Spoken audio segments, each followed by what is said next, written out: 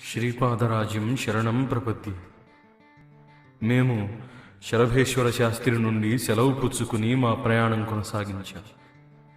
శ్రీపాద శ్రీవల్లభుల వారి నామస్మరణే ఇహలోక పరలోక సాధనమని తలచాము. మేము కొంత దూరం ప్రయాణం చేయనప్పటికీ మాకొక ఆశ్రమ ప్రాంతం గోచరించింది. ఆ ఆశ్రమంలో సిద్ధుడను మహర్షి ఒకడున్నాడు. అతడు పూర్తి వైరాగ్యవంతుడు, కౌపీనధారి అయి ఉండేవాడు. ఆశ్రమం వాకిట నిలుచుని ఉన్న ఇద్దరు శిష్యులు శంకర భట్టు, ధర్మగుప్తుడను వారిని మీరేనా అని ప్రశ్నించారు. మేము అవునని సమాధానం చెప్పాము. మమ్ములను అతడు లోనికి తీసుకుని వెళ్ళాడు.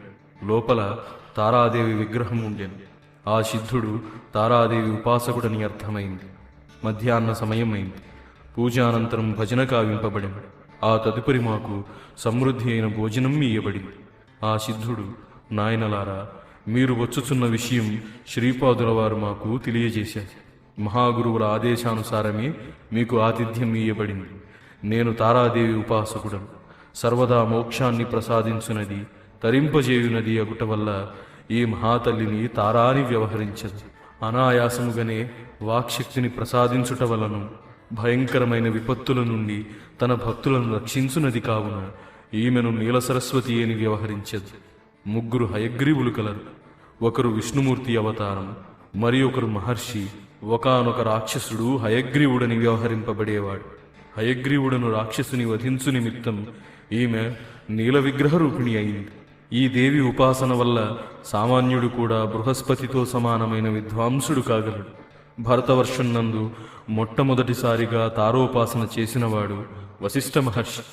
ఈమెను వశిష్ఠారాధిత తారాదేవి అని కూడా పిలుస్తారు. నేను తారోపాసన చేయుచున్నను. నాకు ఏనాడు తారాదేవి దర్శనం కాలేదు. నేను మిథిలా దేశం నందలి మహిషి అను గ్రామంలో ఉగ్రతారా సిద్ధపీఠంను దర్శించాను. అచ్చట తార, ఏకజట, నీల సరస్వతి అను త్రిమూర్తులు ఏకస్థానంలో కలరు. మధ్యస్థానంలో పెద్ద విగ్రహము, రెండు వైపులా రెండు చిన్న విగ్రహాలు కలవు. అక్కడనే ఉపాసన చేసి వశిష్ఠ మహర్షి తారోపాసన సిద్ధిని పొందాడని పెద్దలు చెప్పారు. నేను ఉగ్రతారామాతను దర్శించి బయటకు వచ్చేసరికి ముద్దుల మూటగట్టు బాలికా రూపాన్ని గాంచాను. ఆమె అందెల రవళి చాలా వినసొంపుగా ఉండెను. ఆ బాలిక నడుచున్నప్పుడు ఆమె అందెల రవళి నా హృదయం నందు చేసి, ఆ బాలిక, నాయన, నీవు ఎక్కడికో తిరుగుచున్నావు. బహుశా నా గురించియే నీవు లోకమంతటా గాలించుచున్నట్లు తోస్తున్నది. ఇది వాస్తవమేనా అని నన్ను ప్రశ్నించింది. నేను బిత్తరపోయాను. ఈమెయేనా ఉగ్రతారాదేవి, లేదా ఎవరైనా పిచ్చి బాలిక ఈ రూపంలో పలుకుచున్నదా? తారా భగవతి శవరూప శివునిపై ప్రత్యాలేడ ముద్రతో ఆసీనమై ఉంటుంది. నీలవర్ణంలో త్రినేత్రాలతో చేత కత్తెర, కపాలము, కమలము, ఖడ్గాలను ధరించి ఉంటుంది. వ్యాఘ్ర చర్మం ధరిస్తుంది. ముండమాలను ధరిస్తుంది. భోగమోక్షప్రదాయిని అయిన ఆ దేవి యొక్క వాస్తవ రూపమది. కానీ నేను చూచు రూపం 12-13 సంవత్సరాలు మించని వయస్సు గల ముగ్ధమోహనమైన బాలికా రూపం.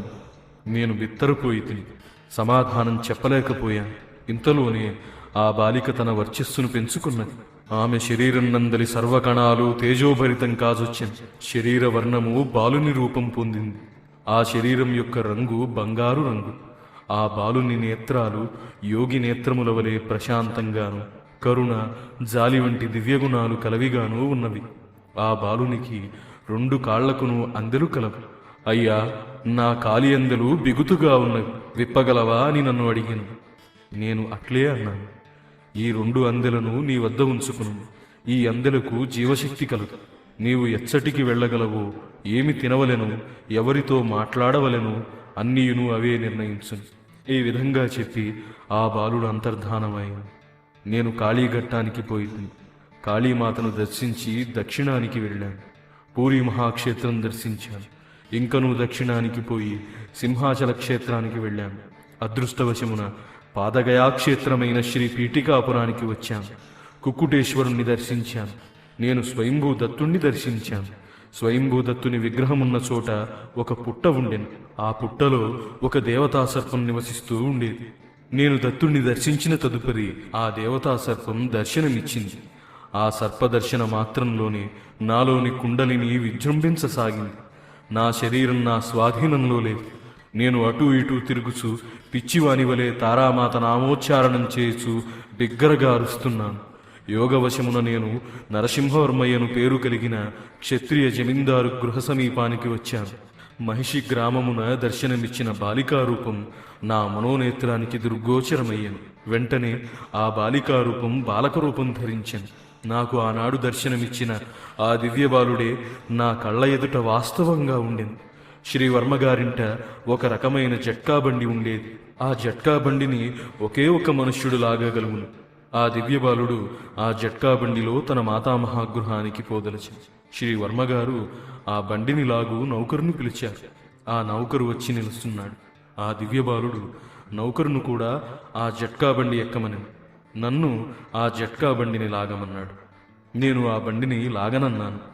నీవు ఈ బండిని లాగని ఎడల నీ తోలు వలచి చెప్పులు కుట్టించుకుంటాను. నేను అసలే చర్మకారుడను. తోలు వలచి చెప్పులు కుట్టుకొనుట నా కులవృత్తి. నీ వంటి పశువుల చర్మాలు మహిషి గోచర్మముల కంటే శ్రేష్టమైనవిగా ఉండును. నేను విధిలేని పరిస్థితుల్లో ఆ జట్కా బండిని లాగుటకు సమ్మతించాను. ఆ బాలుడు తన చేతిలో ఎడ్లను త్రోలు కర్ర వంటిది ఒకటి ధరించి ఉన్నాడు. నేను బండిని లాగుటకు నానాశ్రమలు పడుచున్నాను. ఆ దివ్యబాలుడు తన చేతిలోని కర్రతో నన్ను గట్టిగా బాదుచున్నాడు. ఆ ఇద్దరు మనుష్యుల బరువును 20 మంది మనుష్యుల బరువుకు సమానమై ఉన్నది. నేను బండి లాగుటకు నానావస్థలు పడుచుండగా ఆ బాలుడు నా బాధను అతిశయింపజేయుచు దుడ్డుకర్రతో మోదుచున్నాడు. నేను దుఃఖభారంతో రక్తధారలు కారుచుండగా ఆ బండిని ఎటులను ఆ బాలకుని మాతామహాగృహానికి చేర్చాను. ఆ బాలకునితో వచ్చిన నౌకరు నా పరిస్థితిని చూసి ఎంతగానో విచలితుడయ్యాడు. ఆ బాలుడు మాత్రం కర్కశ వినోదం నొందిడి కసాయి బాలుడుగా ఉన్నాడు. ఈ దురాత్ముని యందు ప్రేమభావం పొందిన ఎడల నిన్ను కూడా శిక్షింపవలసి ఉండును అని అతడు ఆ నౌకర్ని హెచ్చరించాను. నేను అర్ధనగ్న స్వరూపంతో ఉన్నాను. ఆ బాలుడు ఇంటిలోనికి పోయి హస్తముల నిండుగా మిరపకాయ గుండును తీసుకుని రక్తధారలు కారుచున్న నా శరీర భాగాలపై దట్టించింది. నా మొలయందు మాత్రం ఆనాడు మహిషి గ్రామం నందియబడిన 2 అందియలు మాత్రం ఉన్నాయి. ఇంతలో ఆ దివ్య బాలకుని అమ్మమ్మ రాజమాంబ అను పుణ్యమూర్తి బయటికి వచ్చింది. ఆమె పుణ్యరూపిణి అను నామాంతరం కలదు. ఆమె దర్శనం నొందిన వెంటనే నా శరీరం నందు మంటలు చల్లారినవి.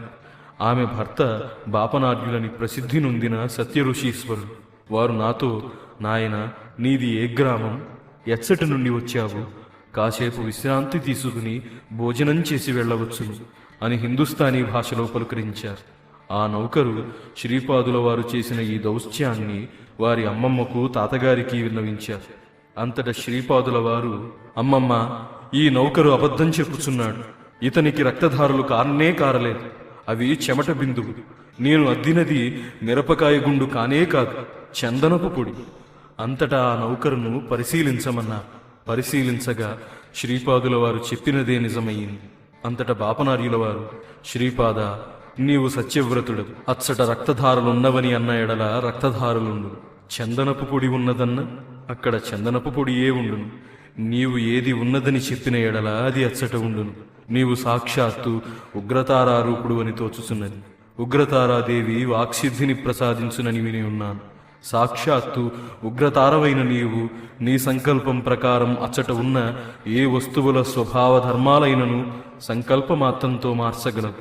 నీ లీలా వినోదం ఆపి ఈ అభాగ్యుణ్ణి కరుణింపుము అన్నారు. అంతటా శ్రీపాదుల వారు, తాత, నీవు లెస్సగా పలుకుచున్నావు. నాకు సంకల్పం కలుగుటయు అది ఫలితమిచ్చుటయు వెంటనే సంభవించువని చెప్పితివి.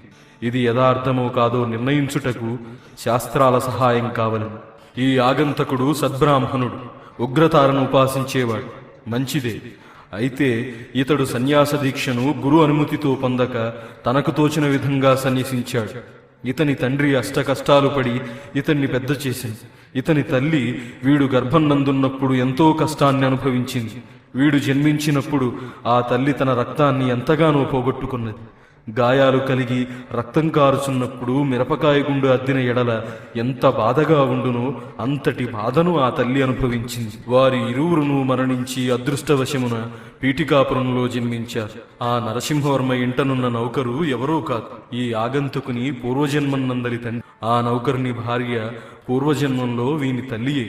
చనిపోయిన పెద్దల పేరిట పిండ ప్రదానాలు సరిగ్గా చేయకపోవుట అనర్ధహేతువగును. ఈ ఆగంతకుడు తాను సన్యసించి తిని గనుక తల్లిదండ్రులకు పిండ ప్రదానం చేయలేదు. వీని పాపకర్మమును వీని పుణ్యకర్మమును పాదగయాక్షేత్రమైన శ్రీ పీఠికాపురానికి లాక్కుని వచ్చింది. స్వల్ప బాధతో పాపకర్మమును అనుభవించుట చేత వీనికి ఆ దుర్యోగాలన్నీ పరిహరించాను. మాతృగర్భం నందు 9 నెలల పర్యంతం శిశువుండును. కాశీక్షేత్రం నందు 9 నెలలు కాని 9 రోజులు కాని 9 ఘడియలు కాని ఉండిన పితృశాపాలు తొలగిపోవు. శ్రీ పీఠికాపురం కాశీతో సమానమైన క్షేత్రం.